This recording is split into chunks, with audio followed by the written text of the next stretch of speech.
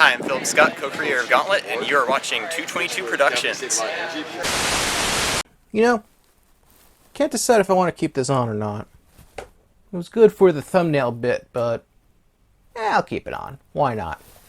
So we got ANW 13 Semifinal 2 to talk about now. And much like Semifinal 1, I enjoyed this episode. I rather enjoyed it. So I just want to give a few shout-outs.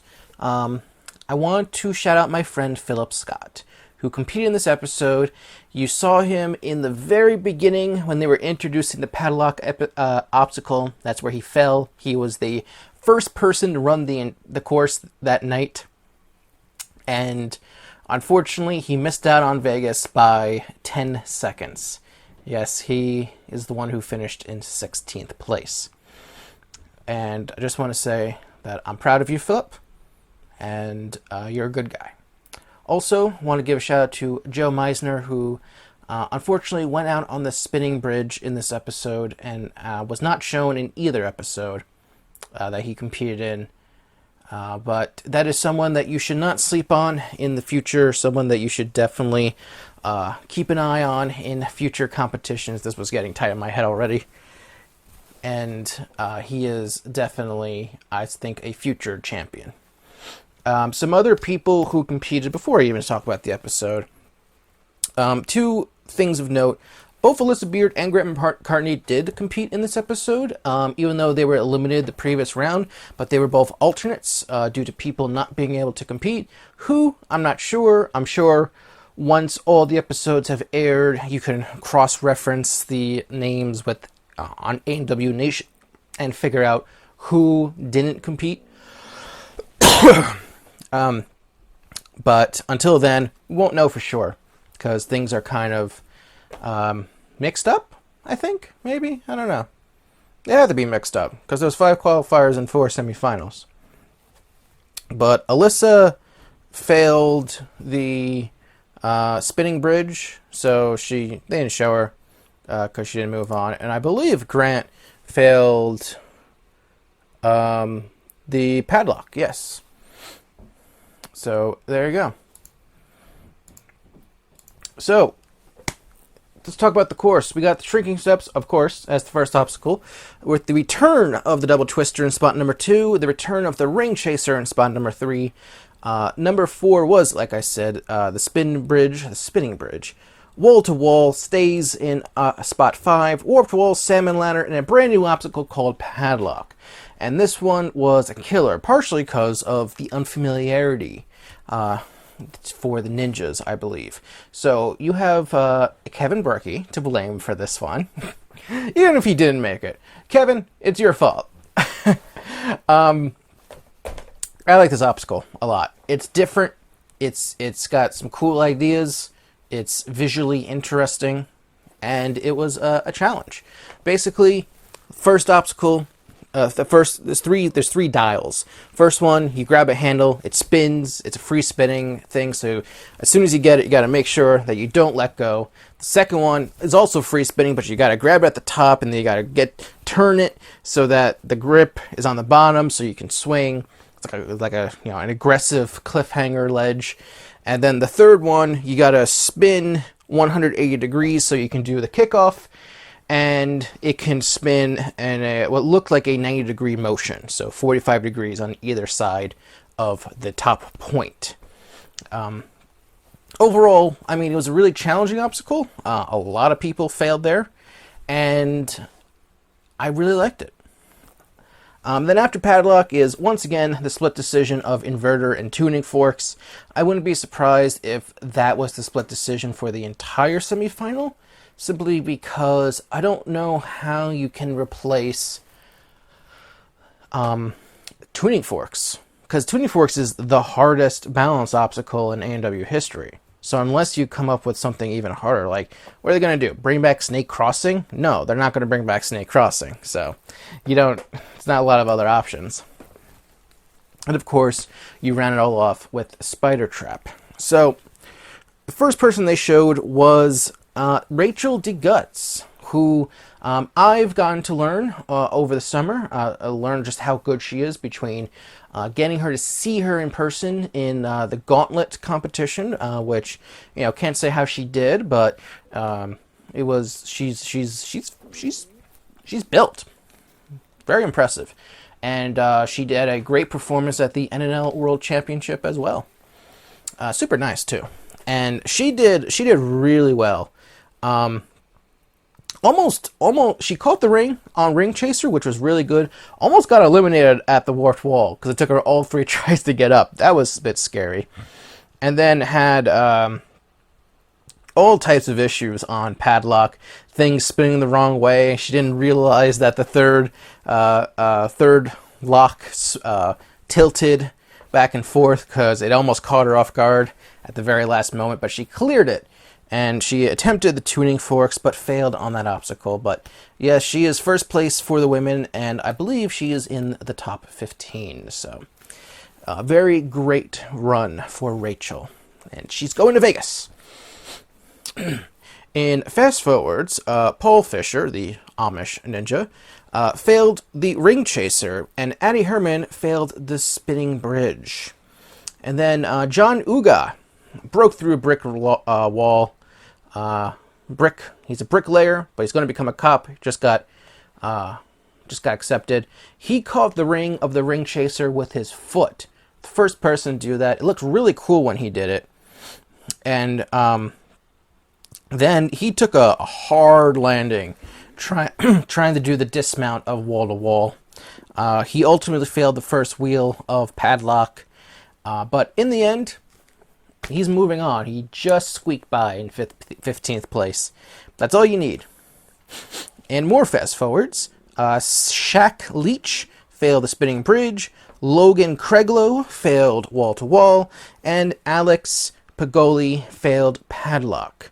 And then they showed, once again, Xavier Dantzler. Xavier, so I actually got to meet Xavier at the NNL World Championship. Very nice man. Very nice young man, I should say.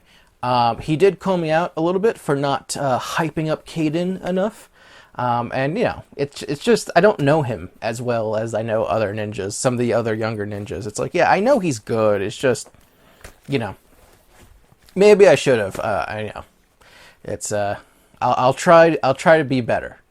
Xavier ended up making it to the Padlock, and he failed there, missed the second Padlock, but unfortunately, looking at the list, he's not moving on, which is unfortunate, because I see good things from Xavier in the future, so keep at it. He told me that he recently subscribed, so keep at it, kid. I think you can do really well. And they did the Universal Studios promo early this time around. But in more fast forwards, Lenny Lopez failed the double twister, and Anthony Eardley failed the salmon ladder. Somehow, unfortunately. I'm trying to think. Okay. I was trying to remember who's the one who did the questionable move on the salmon ladder. We'll get to that. And then they showed Amir Malik halfway through the course, already at wall to wall. He has a nickname of Sonic and a very copyright-free T-shirt that obviously references the blue hedgehog owned by Sega, but it's legally distinct. I know it's legally distinct because if it wasn't, then NBC's legal team would never have cleared it, because everyone's ninja shirt has to get cleared by legal. Oh, that's right. They had an Olympian on his virtual sideline, and it made me think that this episode was originally supposed to air before the Olympics, because if you remember, ANW missed a week because of hockey, I believe, the NHL Stanley Cup. So I'm guessing that when they were filming, they thought that there would be Olympics. They would have one more week of Olympic promotion, and it turns out they didn't. And if you see any more Olympians at this point on, then they were just kind of guessing, I guess. They weren't fully aware of what the schedule was or something. I don't know. But he ended up clearing. First clear on the extended course. He was very happy, as well as he should be. Amir's going places. He had a really good season last year, and so far, good season this year. Jeremy Clark, however, failed the double twister, and Will Will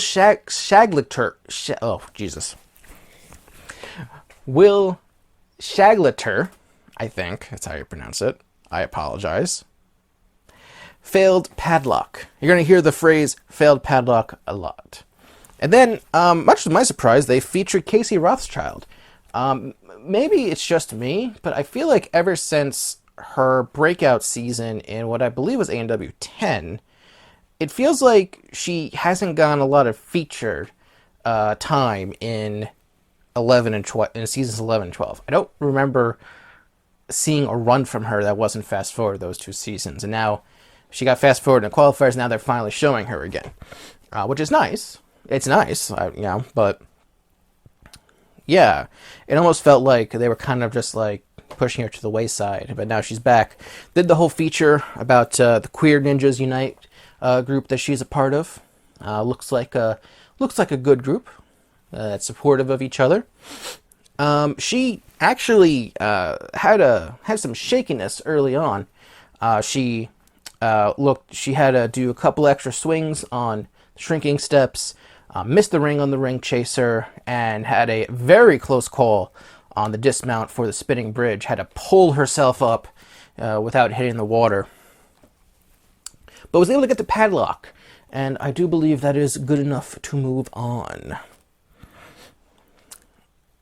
And in more runs, Brett Hernandez-Strong failed padlock, Caden Madlison failed padlock, and, oh man, stop fast forwarding him, Lucas Reale failed padlock. Like I said, you're going to hear it a lot.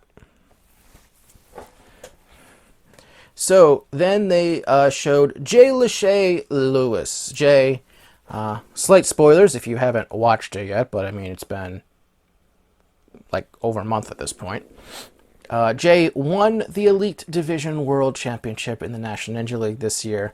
And so, and last year's champion was Joe Moroski. So having the kind of joint promo with him and Joe being the student and the master type of thing was a bit funny.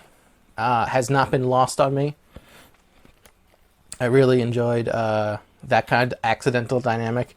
But it was a good promo, kind of just the whole new school, old school, teaching things, like, oh, he's catching up to me, that sort of thing. But this vet still got it, It's like the last Rocky Balboa movie before they started, doing Creed movies afterwards. Oh, that's right.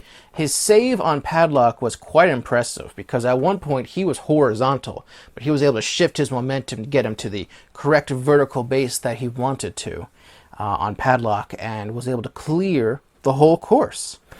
He chose inverter. And oh my god, yeah, this was actually Akbar had a great line at that point when he cleared. Because he is under 21, Akbar said, don't get a fake ID, but you're going to Vegas. Oh, I mean, on one hand, you should question, I guess, should we be joking about that sort of stuff on a family show? But on the other hand, I say, yes, because it's funny. So, who cares? I don't. And then they did a weird thing where, they did a weird thing where it's like they showed Akbar on the phone when they came back from commercial break, and Matt was like, Akbar, hang up, we're on, which was kind of weird. And then they showed Jules Lucaderio, he hit his testicles on the wall. That looked like it sucked, and he ended up failing padlock, and I believe he was not fast enough to move on. No, he is not. He was not fast enough. And then they showed Abby Clark, and this was a big surprise to me personally. He ended up failing. Sorry, not he. She ended up failing the warped wall, which is like so weird because like I've seen her do warped walls before. I've seen her do 14.5-foot warped walls. I know she can do it, but she couldn't do it here, and she's eliminated.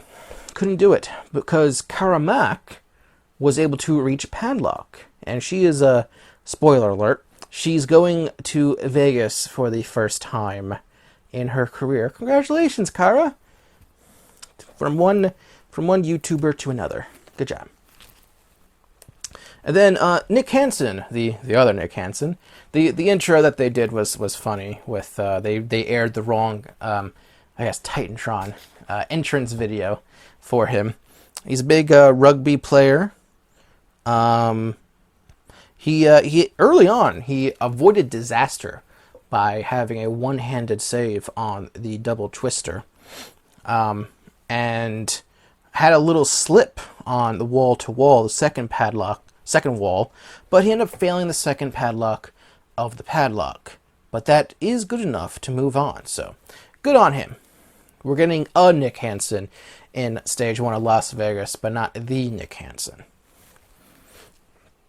Hopefully this Nick Hansen doesn't have the same time management issues that the other Nick Hansen has. Then, in more fast forwards, both Jackson Twait and Chris Behrens failed padlock, but they're both moving on, so no worries. True Becker, they showed next. My God, that flip he did in the beginning. I know he's amazing. They really kind of talked a lot about him going to college soon, starting an a cappella group, used ANW for like his senior essay or something like that.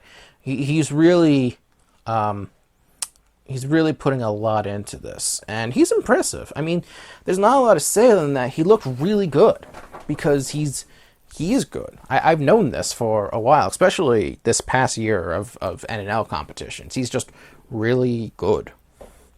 And then this one broke my heart. Sandy Zimmerman. I was rooting so hard for her to finally make it to Vegas, especially after what happened in season 11, where she was just, unfortunately, she did really well, but she was just in the wrong division and didn't move on. If she was in a different division, she would have moved on. But unfortunately, I think she was in the same region as like Jesse Graff and someone else who was really good and beat her.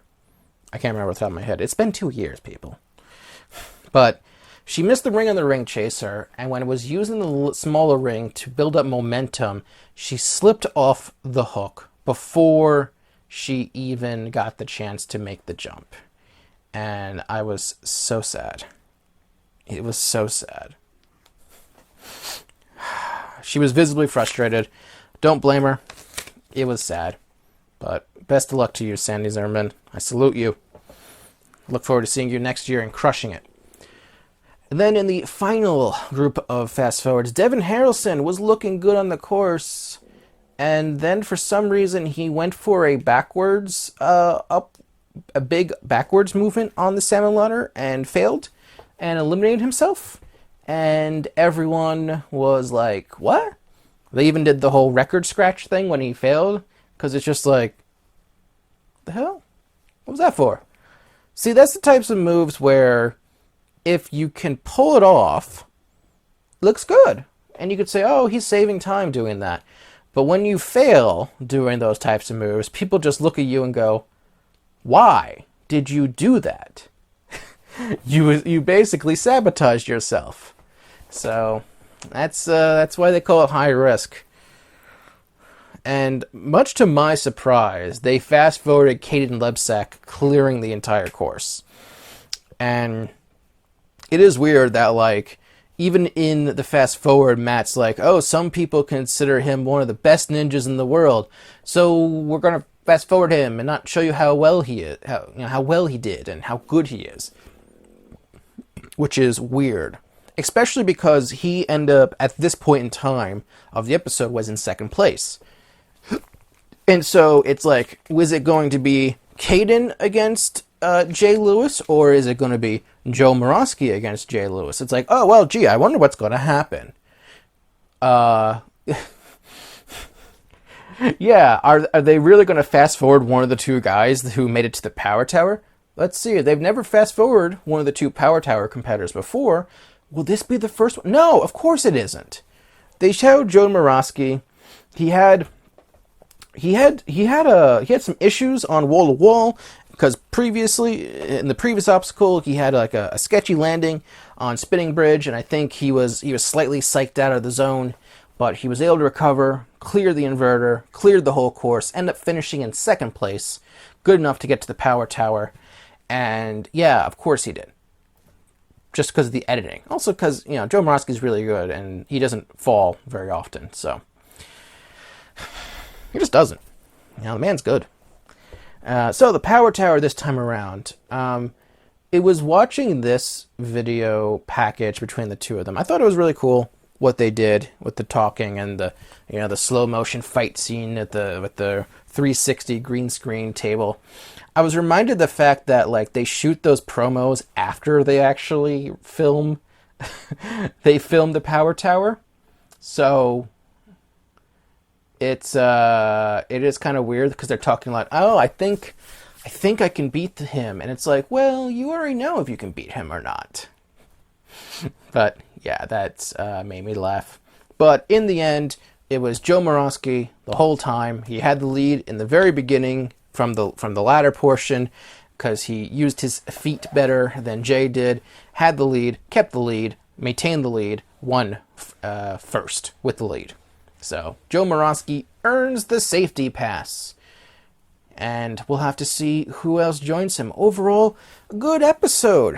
Let's take a look at some of those final stats now, shall we? So, all in all, no one failed the shrinking steps, but we had 2 people fail double twister, 2 failed ring chaser, 7 failed the spinning bridge, 3 failed wall to wall, 1 failed the warped wall, first time this season, 2 failed the salmon ladder, 17 people failed padlock, 1 person failed the inverter, 1 person failed the tuning forks, no one failed the spider trap because we had 5 people clear the whole course. And here are the people moving on to Vegas from this semifinal.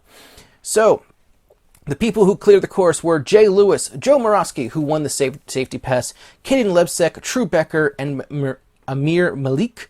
And then you had Dan Champagne, who failed the inverter, Rachel DeGuts, who failed the tuning forks, and then everyone else on this list failed the padlock, with Chris Behrens, Jackson Twait, Brett Hernandez-Strong, Caden Madison, Lucas Reale, Nick Hansen, the other one, Alex Bigali, and John Uga. And I just realized I completely... Wasn't this the episode with Chad Flexington? It was. How did I miss writing notes on Chad Flexington? I was so into his run that I just forgot to... Holy crap. Yeah, unfortunately, Chad Flexington failed padlock. He was just too slow to get there. They mentioned it. I don't know where the heck my notes went for him. It just, there's nothing there. Just sort of, just sort of dawned on me. Unfortunately, he's not moving on to Vegas, which breaks my heart. But we need more people like Chad who can be a personality and have fun on the course. We need more fun in Ninja in general. Anyway, the final 2 women moving on is Casey Rothschild and Karamak, who both failed the padlock. So, all in all, good episode. We're 2 for 2 for the semifinals. We've got 2 more left. Let's hope they keep the streak alive. Hey there, thank you all very much for watching. If you haven't already, please hit the subscribe button and check out some of my past reviews of this season and other seasons of American Ninja Warrior. I can't see the camera anymore because I took my glasses, but I'll see you next time. Later.